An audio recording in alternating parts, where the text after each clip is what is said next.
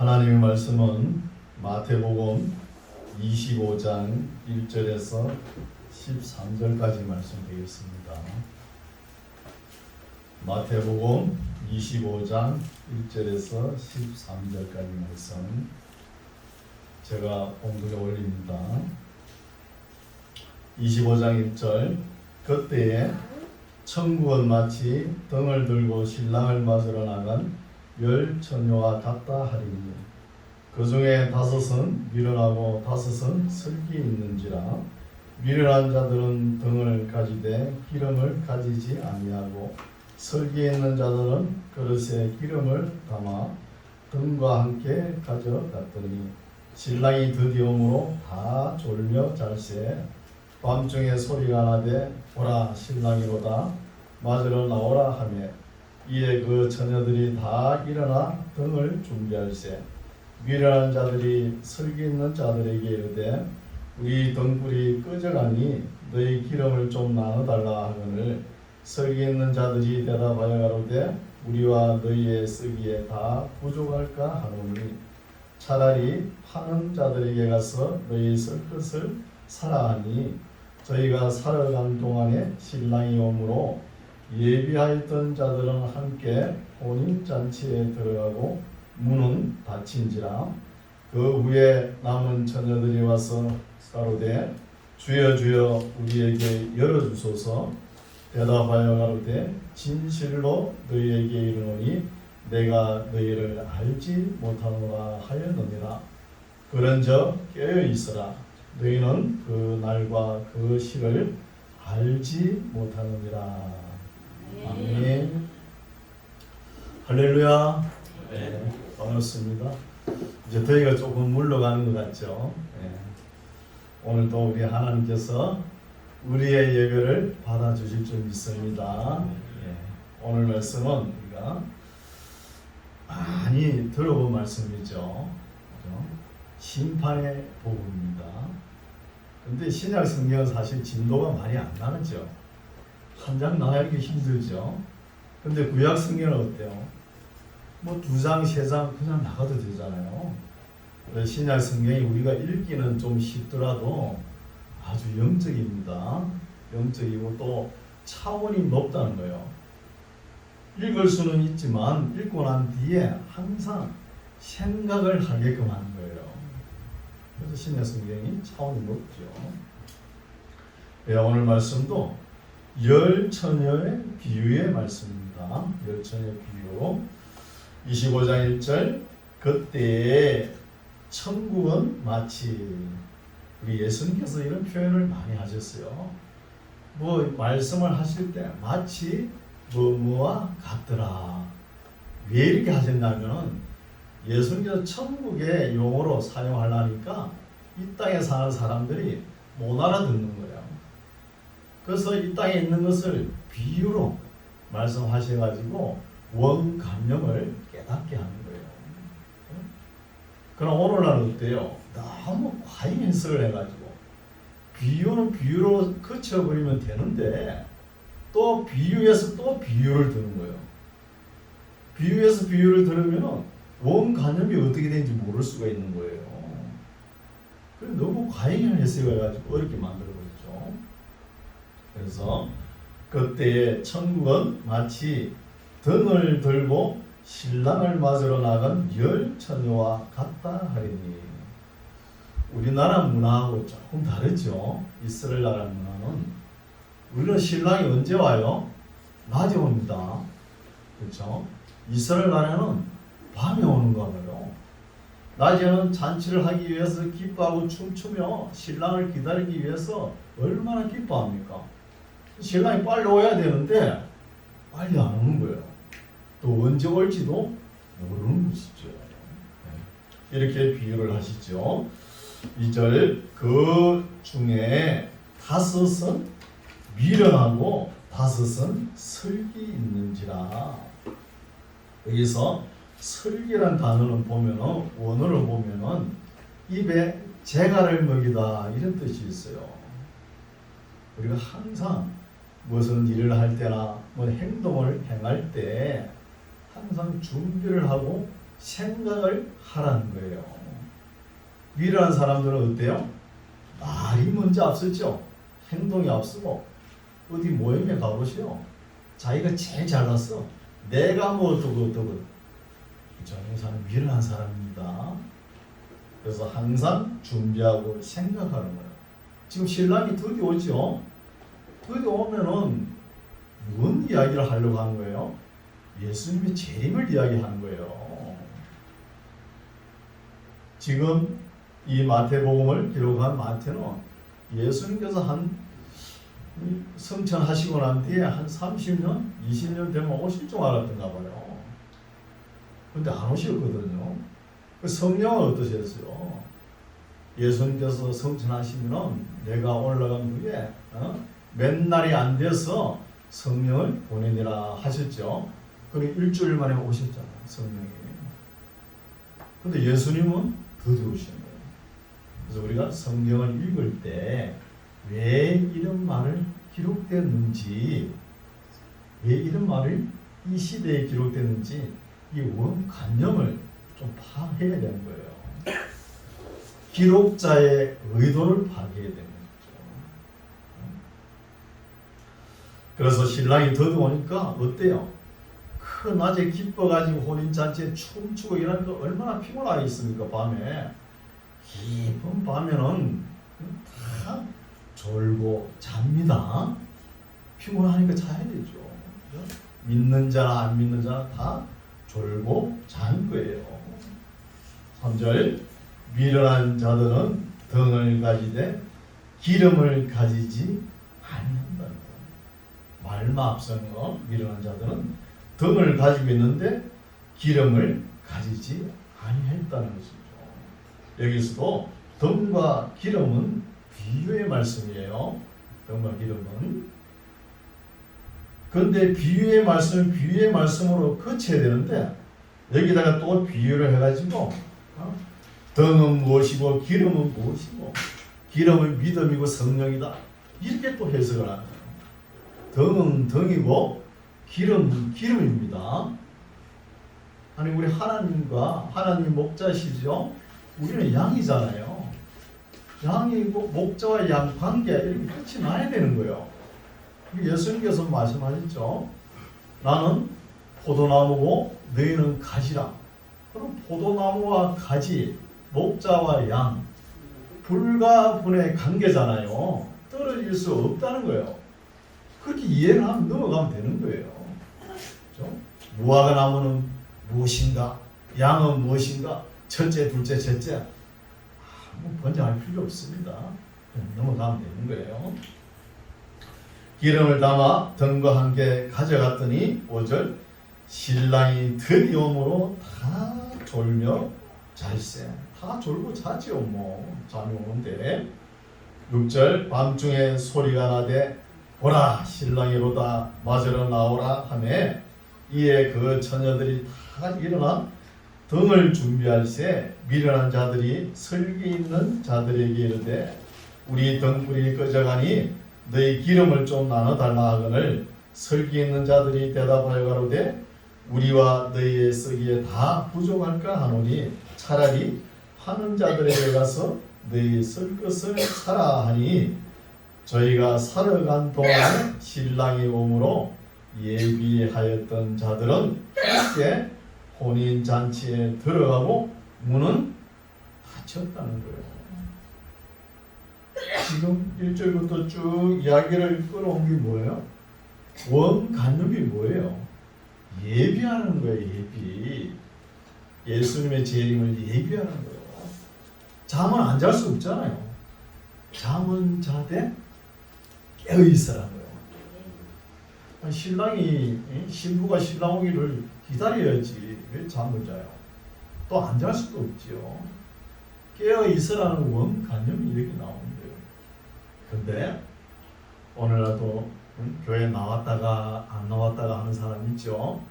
이런 사람들 생각이 어떠냐 하면은 목사님 예수님 오시기 전에 하루 직전에 한두 달 믿었다가 회개하고 천국 가면 안 됩니까? 이러는 거예요. 그럴 수 있겠죠. 우리 예수님 십자가 지실 때 우편 강도 보십시오. 그때 예수님을 구세주로 인정하고 낙원에 갔잖아요. 그럴 수 있지만 예수님 오시기 전에 개인의 종말을 맞이할 수 있다는 거예요. 까불다가 세상 즐기다가 맞이할 수 있어요, 없어요? 갑자기 오시는데 그때 어디 갈 겁니까? 그래서 우리의 인생길 얼마 짧죠? 짧은 기간에 빨리 예수님을 영접하고 또 이렇게 말씀을 많이 기록해놨잖아요. 창세기부터 계시록을 한번 읽어보고 또 그렇게 순종하려고 이렇게 좀 흉내도 내보고 이래 가야 될 거 아닙니까? 그 주님 오시기 전에 며칠 전에 땡강 믿어가지고 천국 할렐루야 간다 그러면서 가. 그게 가능할까요? 하나님께서 하실 수는 있지만 제가 생각하고는 좀 힘들 것 같아요. 그런 사람이 들어있습니다. 그렇죠? 그래서 10절 저희가 기름을 사러 간 동안에 신랑이 오므로 예비하였던 자들은 함께 혼인잔치에 들어가고 문은 닫힌지라. 그 후에 남은 처녀들이 와서 가로되 주여 주여 우리에게 열어주소서. 대답하여 가로되 진실로 너희에게 이르노니 내가 너희를 알지 못하노라 하였느니라. 신랑이 오면 일어나 맞이해야지. 그때 이제 기름을 사러 나가면 어떡합니까? 문에 한번 닫혀버리면 열 수가 없는 거예요. 13절 결론의 말씀이죠. 그런저 깨어있으라. 너희는 그 날과 그 시를 알지 못한다. 우리가 알지 못하지만 깨어는 있어야 되죠. 뭘로? 덤과 기름, 하나님의 말씀으로 예비하고 믿음을 가지고 깨어 있어야 되는 거예요. 잠은 또 안 잘 수 없잖아요. 여러분 계시록에 보면 6장에 보면 하늘에 별이 떨어져요. 그것도 한두 개 떨어지는 거 아닙니다. 성과일이 대풍에 떨어지기 때 우두둑 쏟아져요. 그러면은 누가 몰라요? 다 알게 오시는 거예요. 다 알게 깨우시는 거예요. 그때 뻘떡 일어나야죠. 그때까지 살아있으면. 그 전에 뭐 개인의 종말을 맞이해가지고 순교하면 더 좋고, 그렇죠? 살아있으면 일어나야 되는 거예요. 그래서 우리는 잠을 안 잘 수는 없습니다. 오늘날 우리가 물질주의, 한락주의, 세속주의에 빠져가지고 믿는 자나 안 믿는 자나 다 잠을 잘 거예요. 그럼 우리는 깨어나야 되는 거예요. 깨어나시기 바랍니다. 이제 14절에는 또 다른 비유죠. 달란트 비유.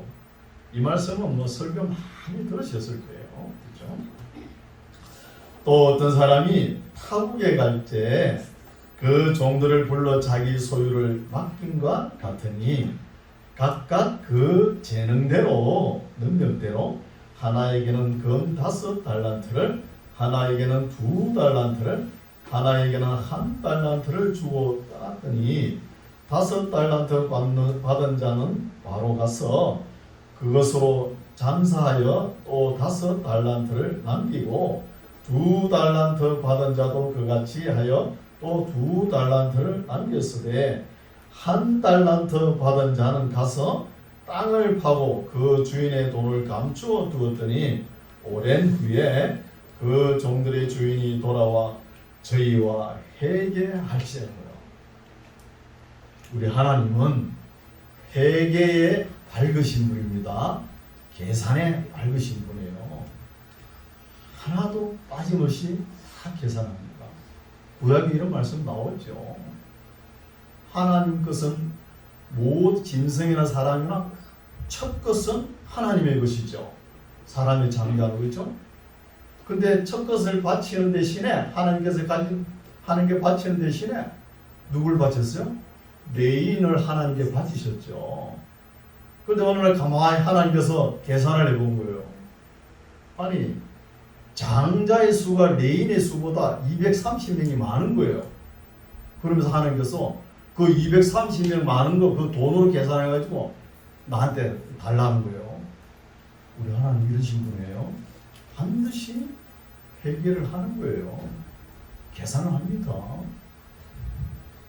오랜 후에 그 종들의 주인이 돌아와 저희와 회개할새 5달란트 받았던 자는 5달란트를 더 가지고 와서 가로되 주여 내게 5달란트를 주셨는데 보소서 내가 또 5달란트를 남겼나이다. 그 주인이 이르되 잘하였도다 착하고 충성된 종아 하면서 성품이 나타나죠. 또 그 사람 행위가 성품이 착하죠. 행위는 충성되다는 거예요. 존재와 성품이 나타나죠. 충성된 종아 너가 작은 일에 충성하였으매 내가 많은 것으로 너에게 맡기리니 내 주인의 즐거움에 참여할지어다 하고 2달란트 받았던 자도 와서 가로되 주여 내게 2달란트를 주셨는데 보소서 내가 또 2달란트를 남겼나이다.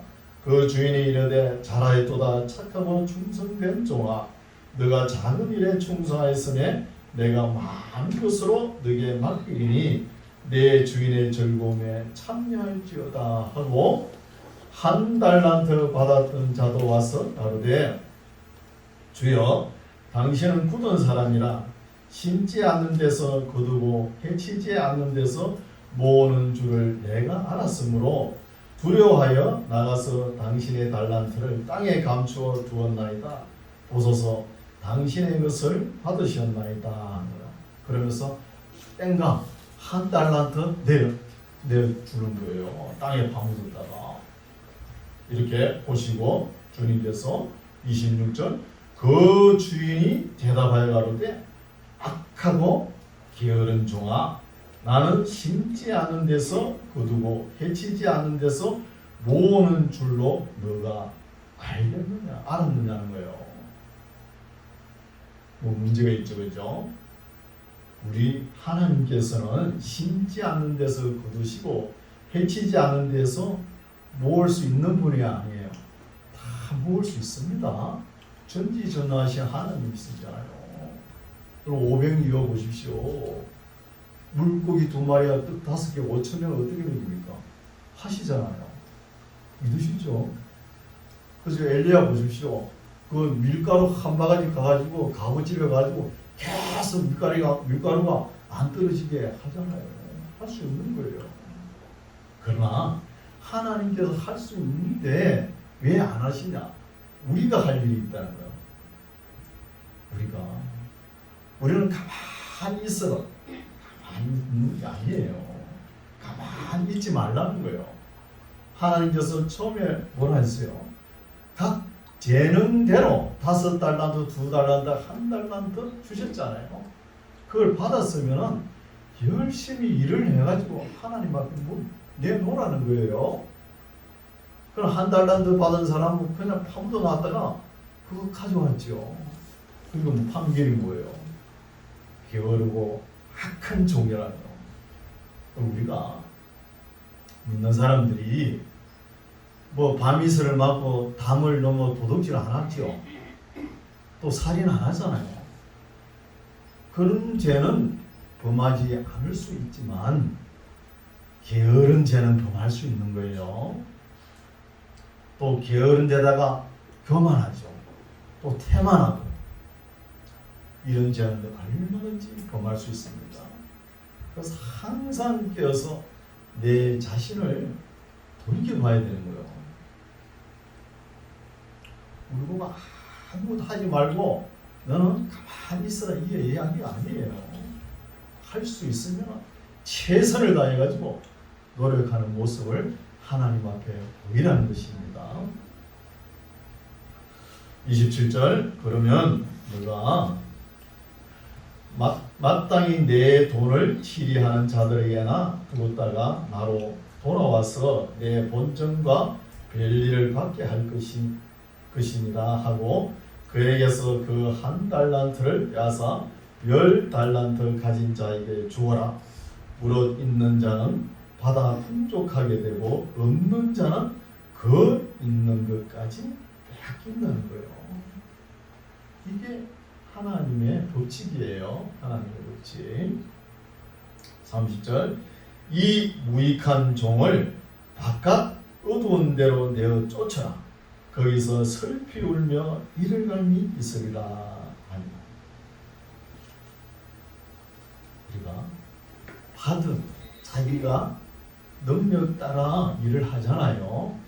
능력 따라의 일을 또 주님께서 능력 따라 맡겼잖아요. 최선을 다해야지 그냥 가만히 있어버리면 이런 심판이 임한다는 거예요. 이런 심판. 그래서 마태복음이 심판의 복음이라고요. 그럼 몇 가지 나오죠. 처음에 보면은 어떤 게 나옵니까? 집을 지을 때 반석 위에 지으라고 그러잖아요. 모래 위에 지으면 어때요? 허물어지는 거예요. 그렇죠? 또 물고기 비유가 있죠. 좋은 물고기는 통에 담고 나쁜 물고기는 버리잖아요. 자꾸 갈라내는 거예요. 쭉정이와 알곡, 쭉정이는 복간에 아니지. 알곡은 복간에 엮고 쭉정이는 불에 태우잖아요. 또 예복을 입은 사람, 혼인잔치에 예복을 준비해 가야지 예복을 잊어버리고 말이야. 예복이 뭐예요? 거룩한 행실이잖아요. 그렇게 따지는 거예요. 그리고 오늘 말씀 기름 준비한 사람, 설교는 전혀 신랑이 드디어 온다고 맨날 세속에 빠져가지고 잊지 말라는 거예요. 또 달란트 비유, 착하고 충성된 종과 악하고 게으른 종을 갈라내잖아요. 그리고 사랑과 긍휼이 있는 사람, 양과 염소를 비교해가지고 우편 좌편 이렇게 갈라내는 말씀입니다. 31절 말씀은 또 다른 것이죠.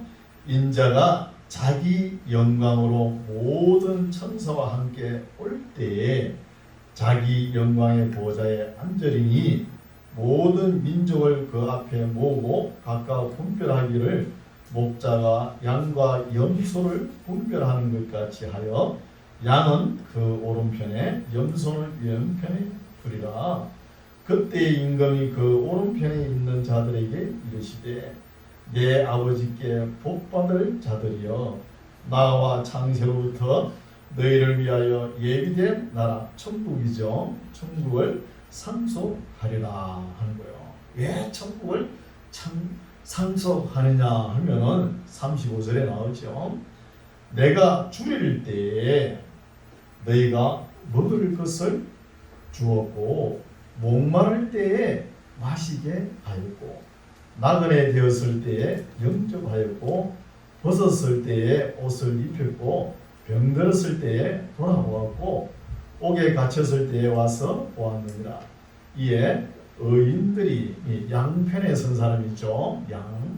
오른편에 의인들이 대답하여 가로되 주여 우리가 어느 때에 주의 줄이신 것을 보고 공개하였으며 목마르신 것을 보고 마시게 하였습니까? 어느 때에 나그네 되신 것을 보고 영접하였으며 벗으신 것을 보고 옷을 입혔습니까? 어느 때에 병드신 것이나 옥에 갇히신 것을 보고 가서 배웠나이까 하리니 임금이 대답하여 가라사대 내가 진실로 너희에게 이르노니 너희가 여기 내 형제 중에 지극히 작은 자 하나에게 한 것이 곧 내게 한 것이니라 하시고 또 왼편에 염소편에선 있는 자들에게 이르시되 저주를 받은 자들아 나를 떠나 마귀와 그 사자들을 위하여 예비된 영영한 불에 들어가라. 내가 줄일 때에 너희가 먹을 것을 주지 아니하였고 목마를 때에 마시게 하지 아니하였고 나그네 되었을 때에 영접하지 아니하였고 벗었을 때에 옷 입히지 아니하였고 병들었을 때와 옥에 갇혔을 때에 돌아보지 아니하였느니라 하시니 저희도 대답하여 가로되 주여 우리가 어느 때에 주의 줄이신 것이나 목마르신 것이나 나그네 되신 것이나 벗으신 것이나 병드신 것이나 옥에 갇히신 것을 보고 공양치 아니하였나이까. 이에 임금이 대답하여 가라사대 내가 진실로 너희에게 이르노니 이 지극히 작은 자 하나에게 하지 아니한 것이 곧 내게 하지 아니한 것이니라 하시리니 저희는 누구죠? 염소편에 서 있는 사람은 영굴에, 의인들은 양편에 서 있는 사람은 영생에 들어가리라 하시니라. 여기 읽어보니까 어때요? 알만하죠? 이해가 가시죠? 그래서 좀 생각을 좀 많이 해야 됩니다. 생각을. 여기 보면은 자꾸 갈라내죠. 양편에 선 사람, 염소 옆편에 선 사람 계속 갈라내는 거예요. 그래서 마태복음을 심판의 복음이라는 거예요. 그럼 오늘날은 어때요? 우리가 믿음 생활할 때 심판 없는 복음을 외치는 거예요. 심판 없는 복음. 그게 뭐예요? 번영신학, 성공신학이에요. 잘 되고 잘 된다. 우리 예수님께서 무거운 십자가 지고 다 지셨는데 우리가 뭘 지고 가? 그냥 편하게 지내라. 이거잖아요. 잘 되고 잘 되고. 부자들을 위한 복음이고 가진 자를 위한 복음이고 권력자를 위한 복음이라는 뭐 문제가 있는 거예요. 사람들의 마음은 어떻습니까? 전부 다 이기주의에 빠진 거예요. 사랑도 눈물도 감정도 없고 냉혈 인간이 되거든요. 마음이 다 굳어져 버려요. 예수님 시대 때 그런 사람이 누구죠? 그때 종교 지도자 바리새인, 서기관, 율법학자 이런 사람들을 많이 질책하지 않습니까? 왜 이런 말씀을 이렇게 깊이 생각을 못합니까? 제가 보기에는 대형 교회가 이런 데 다 빠져들어가는 거예요. 우리 교회처럼 하나님 말씀을 한 절도 안 빼니까 이런 게 보이는 거예요. 대형 교회 가서 이런 말씀 설교할 수 있어요? 저처럼? 못할걸요. 못합니다. 혼나죠 뭐. 그래서 여기 양편에 선 사람, 그죠? 의인들은 무엇을 하든 간에 아끼고 절약하고 검소해야 되는 거예요. 아껴가지고 어려운 사람 도우라는 거예요. 우리가 지금 날씨가 너무 덥잖아요. 우리 사람은 하나님의 형상으로 지금 받았죠. 신상은 하나님과 예수님이시죠. 이 더운 날씨에 하나님 보이시고 예수님 보이시면 찾아가가지고 그 더운 날씨에 냉면 한 그릇 대접하면 우리 마음이 얼마나 뿌듯하겠습니까? 근데 보여요? 안 보이잖아요. 안 보이니까 누구한테 하라는 거예요? 지극히 작은 자에게 한 것이 내게 한 것이라. 내게 한 것이라. 이거 하라는 것이죠. 먹고 마시는 거 이게 참 중요하죠. 오늘날은 너무 많이 먹어가지고 배가 불러가지고 병이 들죠. 너무 많이 먹어가지고. 그렇죠? 옷은 얼마나 질깁니까? 그 백화점 가서 안 사도 돼요. 하나 사면 얼마나 2, 3년 막 그것들은 입어요. 막 5년 넘은 것도 막 안 떨어져요. 안 떨어져. 이런 거 좀 입고 아껴가지고 내 이웃을 돌보라는 거예요. 그럼 원주에 가면 가나안 농군학교 가보셨어요? 김용기 장로님 고인이 되셨지만 거기에 가면 어떤 훈련을 하냐면 남자는 세수할 때 비누를 한 번 딱 문질러 가요. 두 번 문지르면 안 돼요. 여자는 어때요? 세 번 딱 문지르는 거예요. 좀 깨끗해야 되니까. 그리고 이빨 닦아야 되잖아요. 치약은 3mm 이상 짜면 안 되는 거예요. 3mm 딱 짜놨잖아요. 그래 하루 일을 4시간 하라는 거예요. 4시간 이상. 안 하면은 먹지 말라는 거예요. 아주 검소하신 분이잖아요. 그래서 우리가 이 땅에 살면서 나를 위해서 쓴 것은 천국 가면은 전부 다 마이너스일 거예요. 내 이웃을 위해 쓴 것은, 내 이웃을 도와준 거는 플러스 될 거예요. 서울에 가면은 한때 저 감자탕 교회라고 들어보셨죠? 나는 그 교회 이름이 감자탕 교회인 줄 알았는데 아니에요. 서울 그 음식점 감자탕 골목에 있는 교회예요. 그 목사님이 그 목회 철학이 뭐냐면 우리나라 전국 방방곳곳에 어렵고 슬픔이 있는 곳에는 제일 먼저 달려간다는 거예요. 제일 먼저. 믿는 자나 안 믿는 자나 슬픔이 있는 곳에요. 그리고 어떻게 했어요? 삼풍 백화점 무너질 때 제일 먼저 달려갔어요. 가지고 그 일을 끝까지 마무리했잖아요. 그걸 세상 사람들이 보고 어떻게 했어요? 참 예수 믿는 사람이다. 그리스도의 한기를 나타낸다는 거예요.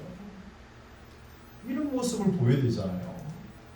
맨날 나만 잘 되고 안 되는 사람은 어떻게 하고 그래요? 그렇죠? 그래서 우리가 지금 생활하는 현 삶의 현장이 선교지가 되어야 되는 거예요. 목사들 맨날 예배 때 설교만 하면 끝이다. 아니에요. 삶 속에 얼마든지 설교도 하고 복음도 전하고 다 해야 되는 거예요. 어려운 자, 슬픈 자 다 위로하고 이것을 은밀한 중에 또 해야 되는 것이죠. 그래야 천국 가면 좀 상이 있죠. 뭐 TV 갖다 놓고 그죠? 그 나팔 불어보세요. 천국 가면 아무 상이 없습니다. 괜히 TV 같은 거 나팔 불지 마세요. 그럴 필요 없는 것이죠. 그래서 이런 말씀을 우리가 잘 쉽게 들어야 됩니다. 우리 한국교회 성공신앙, 번능신앙, 한때 또 민중신앙이 있죠. 민중이 그리스도라 하면서. 이거 다 문제거든요. 문제를 낳는 거예요. 다 자기밖에 모르는 거예요. 그래서 우리 믿는 사람들은 제가 어릴 때 보는 기억이 나는데 참 어렵게 살았어요. 그 시골에 어렵게 살았는데도 사랑채가 있었어요. 거기 오면은 또 이상하게 거지들이 와요. 와가지고 거기에 자고 또 가고 그래요. 손님도 자고 거지도 자고. 오늘날은 그런 게 없어졌잖아요. 그런 게 없어졌어요. 물질적 편의주의에 너무 빠져가지고 사람의 정의라는 것은 참 좀 식어가는 거예요. 교회도 어때요? 전부 서울 수도권 대도시로 큰 교회로 사람들이 싹 몰려가 보니까 이 시골에는 뭐 없잖아요. 그런 상황이에요. 그래서 이 마태복음은 우리가 참 심도 있게 읽어야 되는 거예요. 맨날 심판 없는 복음만 외치고 천국 가려고. 우리 하나님께서 말씀하셨죠. 마음을 다하고 성품을 다하고 힘을 다하고 뜻을 다하여 내 하나님 여호와를 사랑하라. 그리고 또 하나 있죠. 내 이웃을 내 몸같이 사랑하라 했잖아요. 우리가 어때요? 시골이니까 밭에 가지고 손이나 발에 가시 하나 들어가 보세요. 그 내 몸인데 얼마나 그 빼내려고 애씁니까? 눈도 침침한데 돋보기 쓰고 그 빼내잖아요. 내 몸은 그렇게 하면서 내 이웃의 몸 아프면 돌아봤습니까? 안 돌아보잖아요. 이런 현 시대를 살아가는 것이 너무나 안타깝다는 거예요. 정말. 오늘 말씀은 여기까지인데 우리가 참 이웃을 돌이켜보고 이렇게 살아갈 때 우리가 이 땅에 살 동안 하나님의 은혜와 복이 임할 줄 믿습니다. 복이. 그리고 천국 가면 어때요? 하나님의 칭찬과 상급이 또 있다는 거예요. 이런 삶을 살아가는 우리 모두가 되시기 바랍니다.